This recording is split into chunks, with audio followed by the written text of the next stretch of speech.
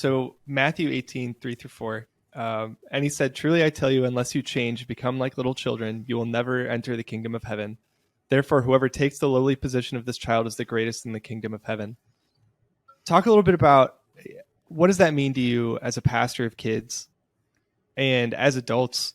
I think things get a little messy. They get a little, as we get older, what can we learn from kids from that sentence right there? I think you see that in kids with their faith, because kids will tell you straight up by their actions, and we see this in our household every day, by their actions, whether or not they care. And they'll either tell you straight up verbally, or they'll tell you with their actions that they care or they don't care. Mm-hmm. If on a Sunday morning, I can tell I have a kid's attention because they're locked in, looking at me, nodding.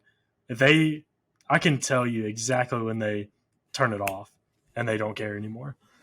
And I think that's the idea of being relevant that we were going to earlier. But I think also, Matt, what you're saying is that, or what you're getting at is, kind of what we see with the disciples too, that they saw Jesus, they saw he was real, and they said, "Let's go, let's leave it and let's go." And I think that that's kind of that plays into that childlike faith too. That at no point do we have to detach our minds from our faith, because our mind can drive our faith sometimes. I think it can definitely cultivate our faith, if we allow it to, through the Holy Spirit. At no point do we have to detach our minds from our faith, but we can also we can do that sometimes. We have to do that sometimes, because faith is the assurance of things hoped for and things not seen. And we know that to be true because,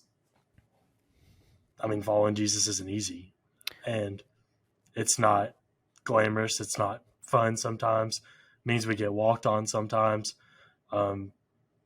Just learning about, teaching the kids about the crucifixion 3 weeks ago, walking through the crucifixion with them and explaining to them what Jesus went through. Even though he was the King of Kings, he carried his cross and had help doing it. Couldn't even make it up the hill. Those things, allowing them to see themselves inside that picture of, Jesus did that for me,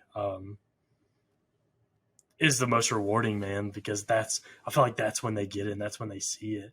It's when they're met with something like that, and they're able to see that maybe this, maybe I don't have it all figured out. Maybe this is real to me. I think when that clicks, I feel like that's the most rewarding. And that's when obviously gospel transformation, gospel change comes.